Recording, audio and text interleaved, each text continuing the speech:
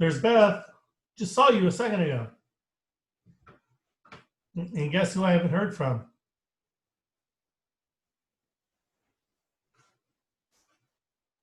And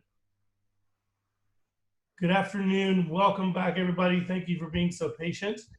Kimberly has joined us, and we've got 33 people watching us in the cyber out there. Okay. And so, Kimberly, without any further ado, I'm just going to turn it over to you. Our students have seen your bio and read your bio. We put it on our website.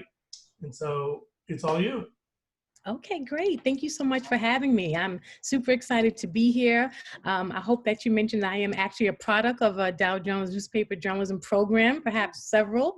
I won't say which year, but suffice to say the program has been around for a long time.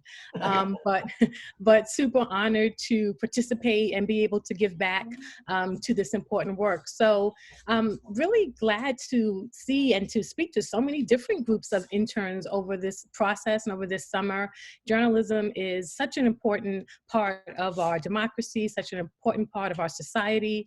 And so it's important that we continue to uphold the craft of journalism and also that we uphold the rigor of journalism, even as we kind of move forward in perilous times. Also just want to honor a unique moment that's happening in our country that is deeply troubling, particularly for me as a Black woman, as a Black mother raising a male, and just want to hold space for those who are experiencing additional amount of trauma.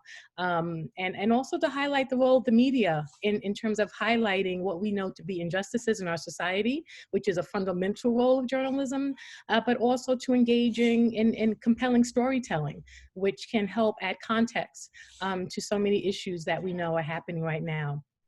So I wanted to talk a little bit about, and I didn't know the format. Am I going to get questions or? The students have a chat and a Q&A function. And if they chime in with questions, I'll find a pause and I'll ask you the questions so that you don't have to sit there and read those things as they come in. And okay. if you save some time at the end, I will assure you that the editing groups and the other groups that are here with us today are an inquisitive group, and they've never failed to ask questions. Okay, great. Well, I'll start just a little bit about my career path. I am from Queens, New York. I am a proud product of New York City public schools. I spent much of my high school time engaged in high school journalism, working for the school newspaper. I think Newsday had a program then and did Dow Jones programs. And it was just a great time for really young people, but also looking into communities of color for talent and opportunities. So I was grateful to have participated in that intention and glad that that still continues. I went to, if anyone's from Queens is out there, I went to Cardozo High School. So please, give me a shout in the chat if you're from Queens. And then I went to NYU for undergrad. To be very honest, it was actually my experience being at NYU where the Dow Jones program was held that allowed me to be on the campus, that allowed me to see the school. And I eventually returned to attend where I did my undergraduate degree in journalism. I actually went back to NYU to teach journalism. I've been an adjunct professor at NYU and also at City College. After NYU, I really started working in journalism. I began my career pretty much in the trade publication, now that I think about it, and then went to Fortune magazine to cover business journalism.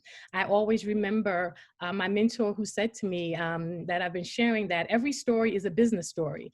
And I think that there is people think about some of the sexier pieces of the journalism world, and people might want to cover fashion and style and all those things, which are also critically important. But when you learn how to follow the money and you understand the way money works, you will ultimately find the root of every story, whether we're talking about politics or education or so so many other areas of our society which are influenced by money, both flows and other things. So I was kind of proud to apply my storytelling skills to business journalism. And I went to Fortune magazine, and I was a reporter there for many years, worked on some great stories. And then I went to the New York Post to cover Wall Street. And this was an important transition because Fortune magazine was a great place that practices long form journalism. And I had the beauty to sit with a story for 2 or 3 weeks, and to be thoughtful about it, which, and not that wasn't thoughtful in newspapers, but there's a different process to that, which doesn't allow for some of that deep dives that I had become accustomed to. So interestingly, I never thought that a daily newspaper will hire a business journalist who had only experienced in long-form journalism.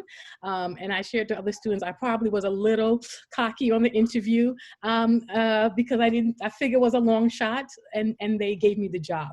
And I was really afraid, whether my skills were translatable, whether I could cut it as a daily journalist. And took the job really as a challenge to myself and to the people who had suggested that I go for it. And it was a great experience. I would say, having done magazine journalism and newspaper journalism, there is a beauty in staying with a story for a while. But sometimes you're with that story for so long, you're like, I just want this piece to close. Like, I'm done with it. It can be a little bit too long. Whereas in newspapers, every day is a new day for the most part. You may have a few things that you're working on over the course of a few days, but even if you have a horrible day, you just get up the next day and start all over. And so I enjoyed that every day is a new beginning part of newspaper journalism.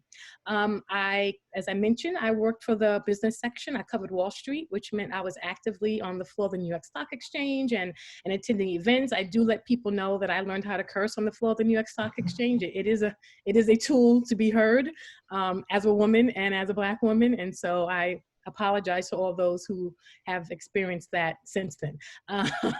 But it was a great opportunity for me to learn to really hone my reporting skills, because one thing about business journalism, particularly around Wall Street, these people don't have a lot of time. You need to know how to get your questions out quick.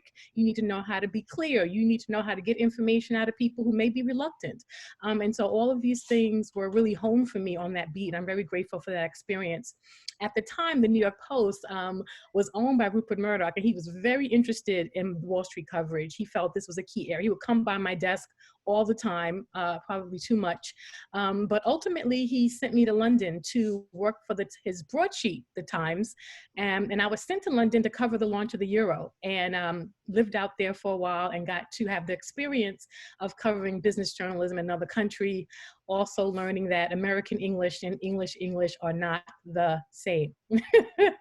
I remember distinctly writing a story about 2 executives who butted heads over an issue, and clearly butting heads is an Americanism that doesn't exist in other countries, and as are lots of others. So it was a great experiment for me, also in understanding the nuances of language, which I'm also a big kind of nerd about. So I went to London, came back, was accepted to the Knight Bagehot Fellowship, which is a mid-career fellowship at Columbia that I would highly recommend for any business journalists out there.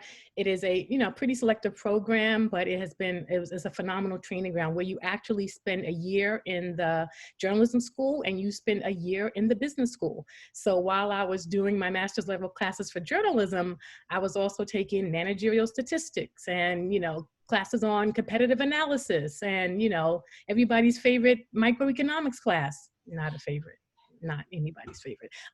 But they're amazing, aren't they? It was challenging. The key to that is find young people and join a study group, just for the record, if anyone goes down that route. But what a beautiful experience to hone my skills by adding an extra layer of expertise. And this is really important when you think about your careers, because I certainly feel that right now having an expertise is even more critical. And most people can be afraid of a balance sheet or annual reports or numbers.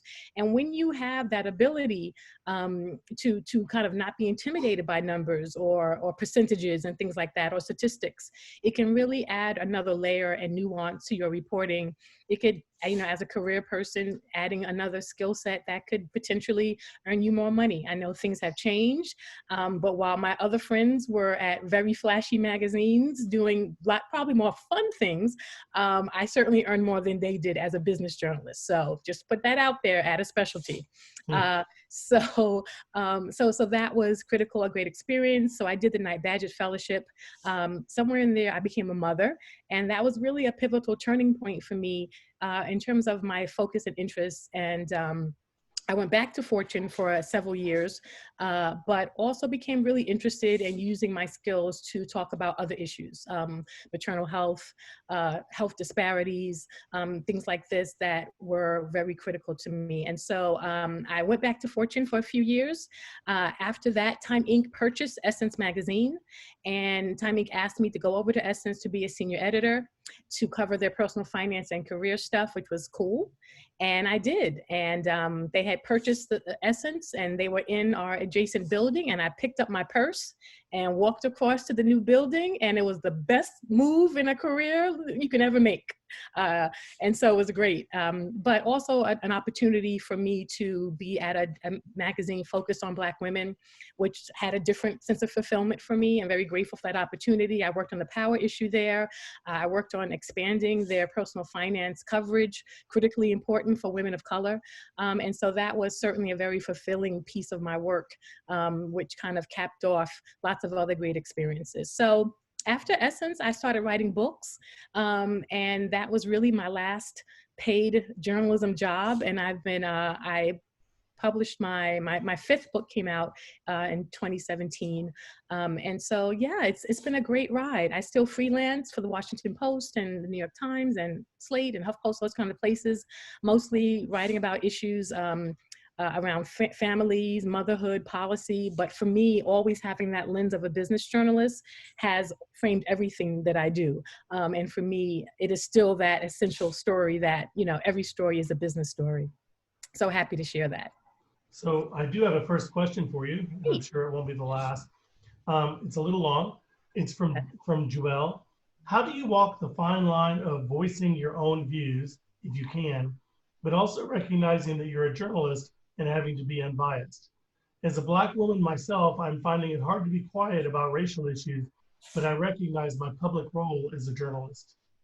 Yes, such an important issue. And first of all, as Black journalists, we cannot be quiet, right? And so there is a way, and we have to find the way. One of the things that happens, as you know, journalism exists within within a scope. And so how you write for the op-ed section or for a commentary is very different if you were doing a reported piece.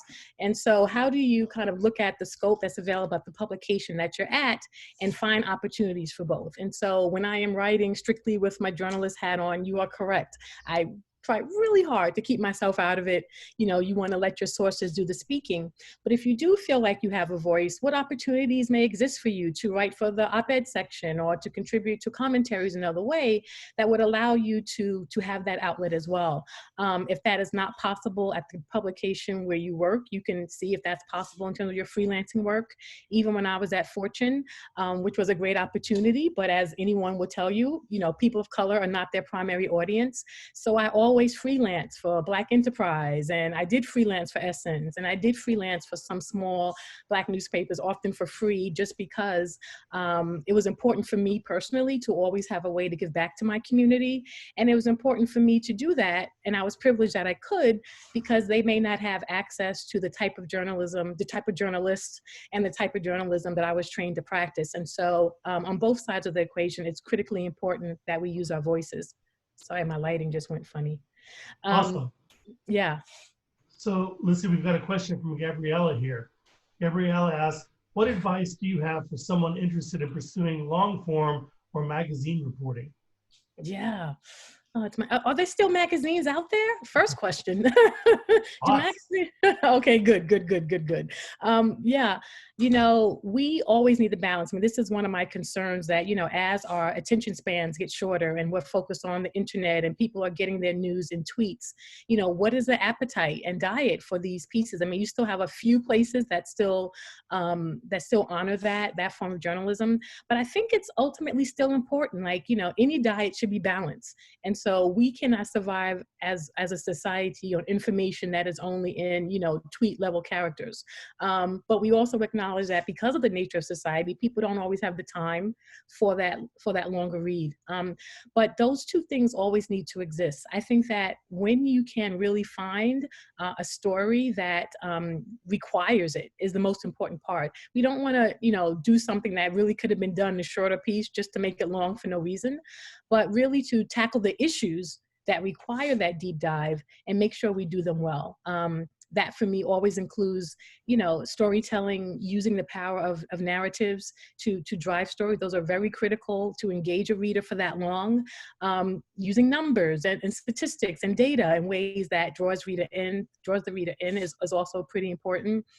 But, all stories have a form, whether it's an epic battle, whether it's, triumph over tragedy. There are some common themes that can exist in all stories, even in business stories, I have found, and those make the most compelling reads. So really look for the pieces that deserve it and need it and merit it.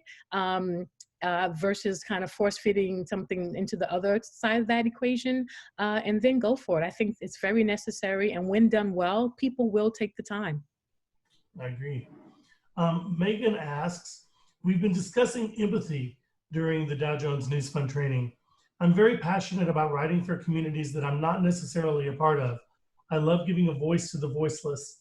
How can a journalist cover communities of color if they aren't a part of that community? What a great question, and thank you for asking that.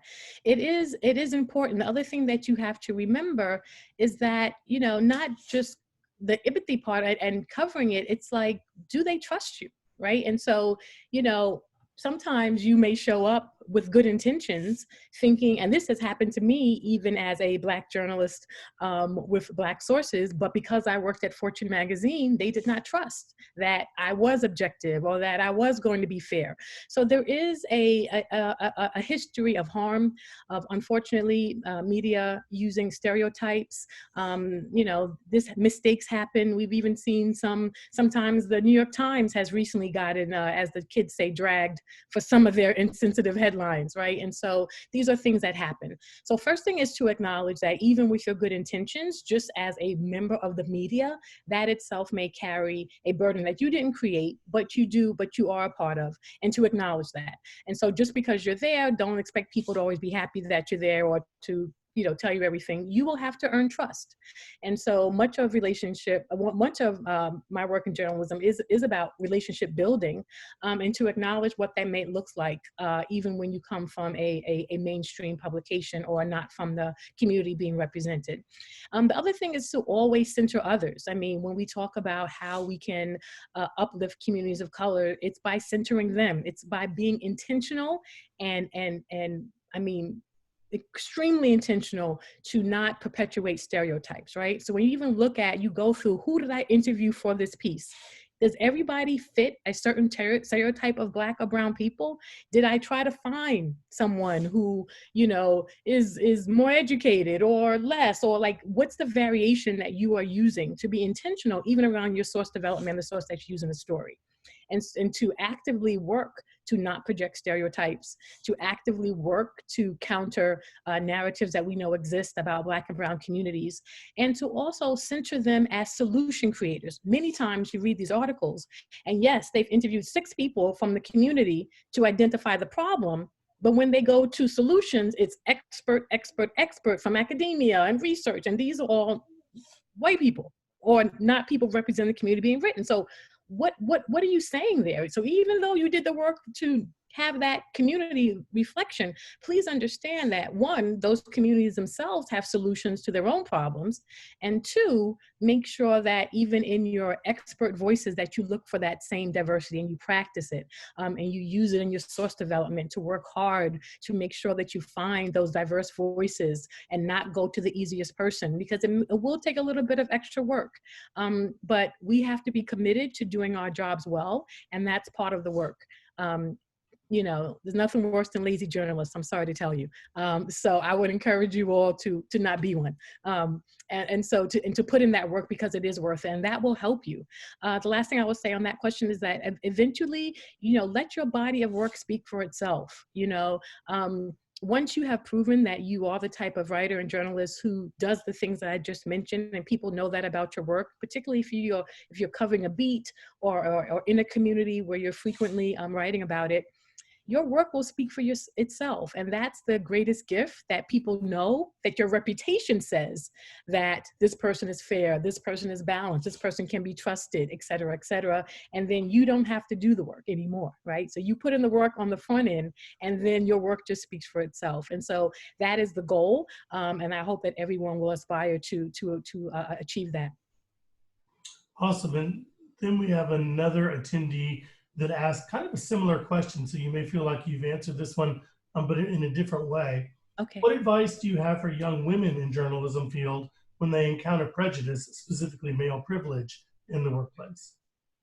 Woo, that's another one. So, you know, I always said I was going to write this book called The Fortune Teller, about my experiences there, because certainly as a woman, it was a unique experience. And then add to that being a Black woman. But I mean, as a woman, Fortune was more like a corporate environment than a journalism magazine. As I was told, about 2 years before I arrived, they still had a Friday afternoon kind of liquor cart with a guy with a butler uniform. He used to come around and do whiskeys and bourbons for all the men. So it was really like an old boys institution, trust me. So it was very interesting. And, you know, I had to work very hard. I had to work very, very hard. And this is one thing that I want to be clear to every woman who's listening, particularly every woman of color who's listening. You know, I came to Fortune well credentialed, right? I have a degree from NYU, and I had worked other places, and I saw people with less experience and less training get promoted over me on a regular basis, but usually, you know, young white males. And so how would I respond to that as a woman? Just have to dig in and work harder, right? One experience that I shared, I never forgot this. And I actually, because the universe wants you to always do better, I ran into him recently at an event. So there was this there was this white male at Fortune, and we, you know, everybody was cool. There was a group of us, and, you know, we were very collegial. We would have drinks after work and sometimes have lunches. But he just kept getting promoted. I mean, Fortune had a lot of layers, like reporter, writer-reporter, junior writer. I mean, at that time it was crazy. And he just kept going. You know, we had a joke that he had a rocket launcher on his butt. And so it was just incredibly frustrating to the women who were like, God, you know, these guys keep getting promoted. So I was like, let's try a different approach. So I took him out to lunch. And I said, you know, sometimes you gotta, you know, chat with the enemy. Think of it like a difficult source. And I will never forget what he said to me. So I said to him, hey, you know, so great for your success. Can you give me some sense of what you're doing? You know, any insights you can share about how you've been able to kind of get these promotions? And I never forget what he said to me. What he said to me was, he was like, well, you know, Kimberly, when I sat with the editors, they realized that I really wasn't that good at writing. So they decided to make me an editor. Literally, he got promoted to an editor from being a reporter. That was like 6 levels. Now, I thought to myself, as I tried to remain calm and steady and not flip tables or throw drinks, that, wow, if they thought that I, as a woman, was not good at writing, would I get promoted or would I get fired? And so it was really just in a moment of awareness around ways that happened. Now, I always said the solution is to have more women in decision-making positions. And when I came back to Fortune years later, I think we had 2 female editors. They were great advocates, but of course, they can't be the mentor to every woman on staff. And of course, they need to manage their own careers and things like that. So, I mean, it is improving, but clearly the answer to that is to have more women in management positions. And the answer to that when you're coming up is to have mentors. I am very grateful for the mentors that I had from high school. There's a mentor from my high school program that I'm still in touch with. And that has been very critical to have mentors of all, have male mentors, female mentors of all races, and diverse mentors who help me throughout their careers. And so, that's critically important, and definitely find one and cultivate that relationship as well. Sorry, that was a Now, long answer. taking a little bit of a different angle on things, tying back to your personal experience. Christine says, first of all, thanks for coming to speak to us. My question is, how can reporters who aren't technically business reporters go about finding those business angles with their beat? That's a good question. I mean, this also comes from good reporting, right? And so the reporting for me is not just around the stories that you know about, it's around the ones that you don't. So I know how I manage my source development, where I would just intentionally meet with people, not necessarily for a reason, but just to hear what they were interested in and to hear what they were talking about. So by setting up, coffees or whatever people do these days with people in the business community, then you can start to, hear what they're saying and find stories that way. And so the stories are definitely out there. You just need to put yourself in the community of folks who are talking about it. The other thing that I will say that was really critical to me, very critical to my development, was that I read about 5 newspapers every day. The New York Times, the Washington Post, the FT, and two lottery picks, okay? The Wall Street Journal was on my staples. Like, I read like a crazy person, and that was part of my day. And so for me, being a good journalist means reading good journalism. And so I want to encourage you to always remember that. And also that helps you begin to see a landscape of news, right? Well, what's being covered here? What's not being covered here? Who keeps getting covered, and why aren't these other stories? And so just by even picking up the business section or reading it more often yourself, you may begin to get a taste for stories and or opportunities for stories. So those are the things that I would suggest. I also always tell my students, you want to be a better writer? Read. Exactly. Great point. Let's see. Sophie over here asks, do you view journalism, specifically journalism that covers issues of race and inequities, as a tool to affect change? Nicole Hannah-Jones says she's not optimistic that her work will affect change, but she wants people to be faced with the truth, regardless of whether or not they'll do anything to change inequities. Yeah, no, that's a valid point, and big fan of the New York Times and her work there. Really, as with my journalist hat on, we can't control the outcome, right? Like, our job is to present the facts, to be truth tellers, to be storytellers. That is the role that I take very seriously. Yes, I do hope, and I don't want to lose hope that will affect change, but the fact of the matter is, it may not. Does that mean that our vigor and our commitment should be any less? No. But it does mean that we have to do the work for the sake of the work being done, and that the outcome is to be determined. And so I need to believe that journalism is still going to be a key lever in the social change that we need around inequities.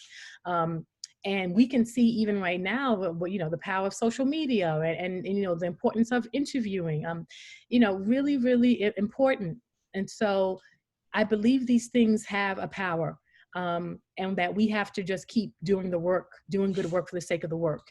The other part of it, we really can't control, but we know that history tells us that these factors have been influential. It may take longer now, but I still think that will be important, and we have to have it on record that the good journalism was done and the questions were asked and the truth was told. Awesome. All right, we've got time for at least one more question. Okay. Mina, I'm not even going to try to pronounce your last name, so if you want to chime in, nice on the last name. Hi, Kimberly. Thank you so much for being here. I'm a good friend of Sam, let's see, Alosis. Oh, yes. All right, I don't know how close I came on that one. Who is doing research with you on maternal health. Could you talk about your transition from being a journalist to an advocate? How did you make that decision to take the step into advocacy? And what is your advice to people hoping to pursue that same path and ultimately to become an advocate for the issues they cover? What a great question. Oh, great. Thank you. Such a great question. And Samantha and I were on a call this morning, and she told me she had a friend in the program. I thought, small world.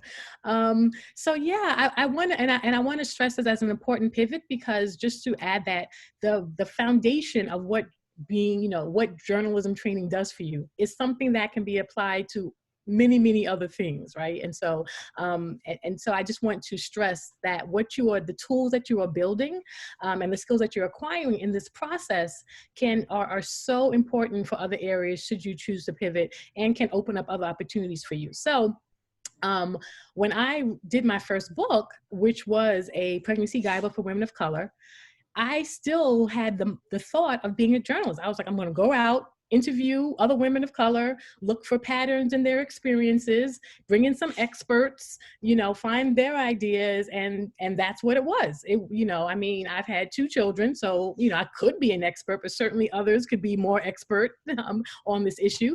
And at that time I only had 1. And so, but I use a journalist lens to really gather information, a lot of storytelling, a lot of information, like really trying to use that process. And that process has pretty much been the formula for all of my books. And to tell you that process is highly valued in the industry, right? And so some people may just want to write a book about their opinion, which is fine. I have never really proposed that. I have proposed myself as being a kind of, curator, and the person who analyzes people's thoughts, brings in stories, brings in different perspectives, and then presents some sort of analysis. And so for me, that's just another form of journalism, right? Because I always am bringing in the voices of others. I highly rely on science and facts. I definitely fact check everything that I do, so that's important. And so that is the way that I would able to translate. And so really that book, which again, really was created and built on kind of journalistic training, allowed me to have a product that gave me platforms in other spaces. And so that book allowed me to, be invited to speak, and my writing got the attention of folks, and then more books came, et cetera, et cetera. But really want to stress 2 things. One of the things that my book editor, my first 3 books were published by HarperCollins, which is, pretty decent for your first time out. And one of the things that they always said to me is that I deliver clean copy, I deliver on time. Who knew that apparently people don't turn in books on time? I was like, wait, I didn't know. So being focused on deadlines and knowing how to write has been very helpful for me in getting book deals, and also having editors vouch for me at times when I had my children. I, did my maternity leave writing ghost projects for other people, because editors at book publishers knew that I was a strong writer and I would deliver on time, and I knew all those journalistic trainings that have served me well in other areas of my life. And so when it comes to advocacy, I try to always remember that core value of including others. What's been interesting, particularly for this project that Samantha is working with me on, I am developing an app. Right. And I just raised $500,000 in grants to fund this app. Also needed for good writing needed for getting grants as well. But for me, it is a digital platform for storytelling. We are capturing the experiences of birth, primarily from women of color, to develop a review and rating tool. But it was really just my idea of thinking, I keep hearing these stories. How do I put them all in one place and on a digital platform? And so even that framework is in that piece of that work that I'm doing. And also feeling, as was expressed, that I had this other voice that I need an outlet for. And so I built a separate platform for me to have this advocacy voice. And now that is, a bigger proportion of the work that I do related to my journalist hats. The other thing that I will say to you is that because I am viewed as an advocate in birth and breastfeeding, and this is a kudos, there are certain stories that the New York Times will not let me write, because they say, Kimberly, you're viewed as an advocate at the space. And so at some point, I have I would have to do a lot to convince them, because in many spaces, I am seen as an advocate, and the New York Times won't necessarily trust me to cross those lines. I feel there's an issue with that, but we are working it out. And so want to just, let you know that it may limit other opportunities when you go into that space for traditional places. If you're not pitching an op-ed and you wanted to do a news story around something that people view you as an advocate for. So so just be aware of that line. There are trade-offs for me, but for me, what I can do on the other side of that is worth it. So I take them. Awesome. Well, I'm going to give Sydney our last question here. Okay. Sydney asks, earlier this week, we heard from a Wall Street Journal standards reporter who said it's important to avoid conflicts of interest and the appearance of conflicts of interest. With everything that is going on right now, what do you think is okay to share and reshare on social media? Ooh, well, conflicts of interest and sharing on social media may be two different things. I mean, I think of conflicts of interest in the terms of how you, like, if you accept personal gifts from companies that may be sources, or if you're going on trips and things like that. The social media scene is really, sensitive, right? And so I have not been in the social media world, having been attached to an organization. And so I have the freedom to say what I want to say, and also take the heat for the things that I want to say. I think it's really important that if you're building your career in journalism, to be clear about your organization's expectations of you in terms of your social media platform. Many people set up accounts that don't have their real name, and other people make sure they put in their bio, this is, these are my personal views only. So make sure you do that work, because so that you can make sure that your personal opinions are not conflicting with your ability to pursue your career and pay your bills. So that's number one. Number two is that, when we think about conflicts of interest, that is still really, really important, and probably leads to the last point I made about where I can't write for the New York Times. And so it's not just necessarily around those issues, though it's not about payments per se, but can be around issues where you may be compromised.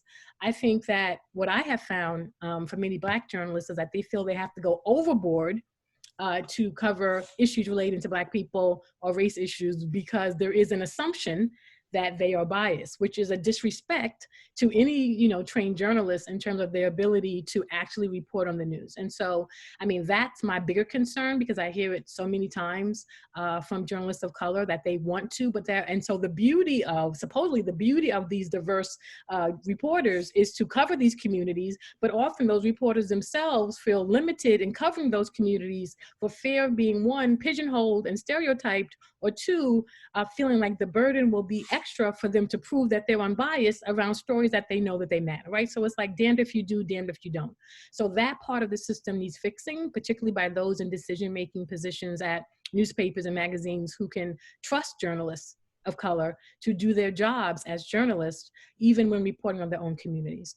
And then, like I said before, find those other outlets for those commentaries and those other things, and always watch your social media. Mm-hmm.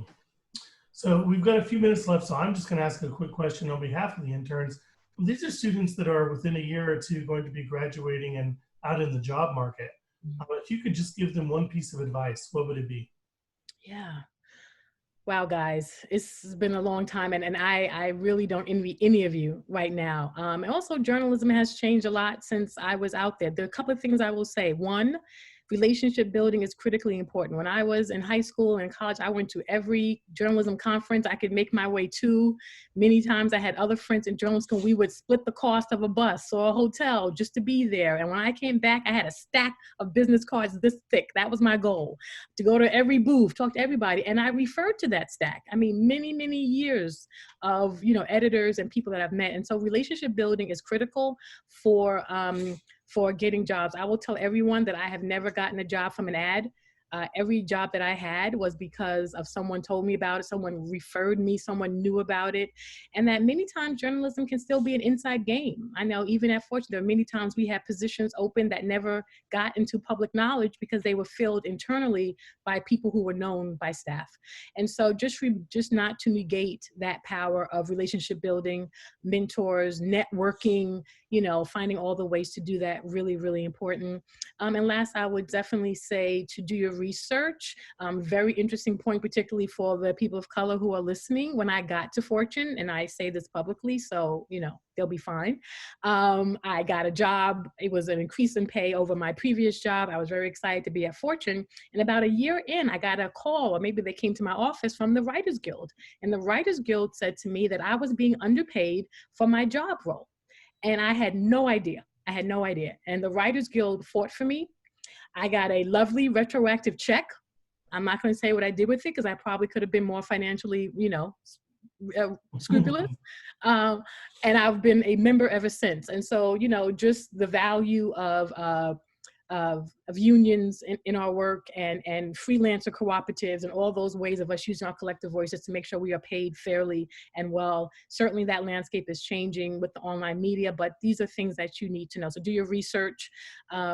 Look for ways to connect with other journalists. You can keep aware of trends around how people are getting paid so that you can be paid fairly. And then lastly, I would just say to always remember to center communities, right? The most important question you can ask is whose story is not being told, like every day, whose story is not being told.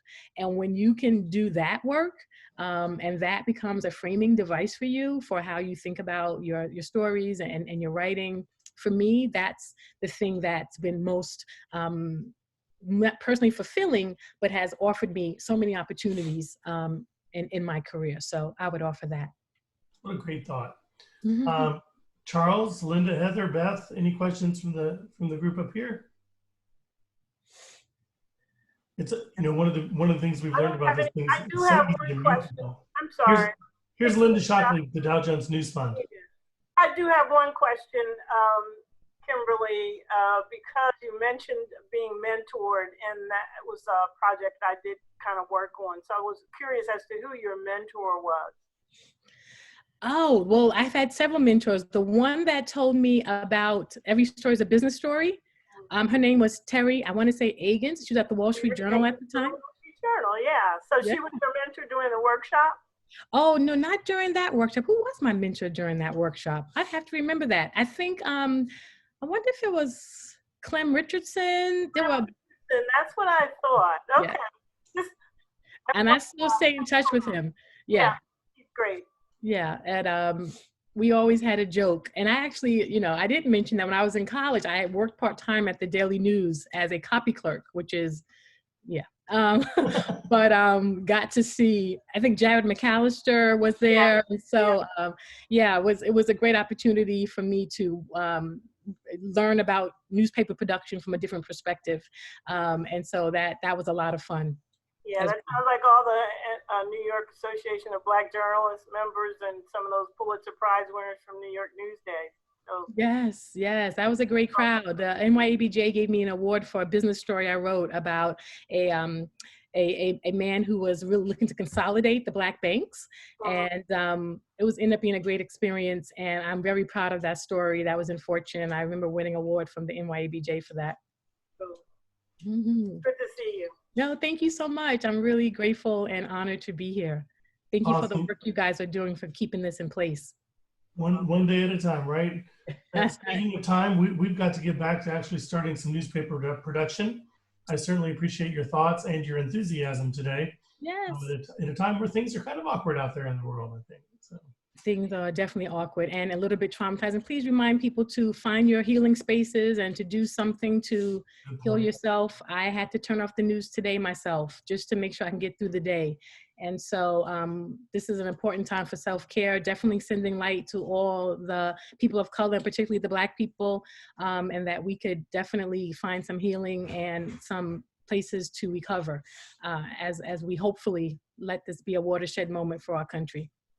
Thank you so much. And I will remind the students that Kimberly's contact information is in their notebooks. And so some of them may reach out to you by email. Yes, that sounds great. Thank you all. Thank you for having me. Thank you so much. Have a great day. You too. Bye-bye.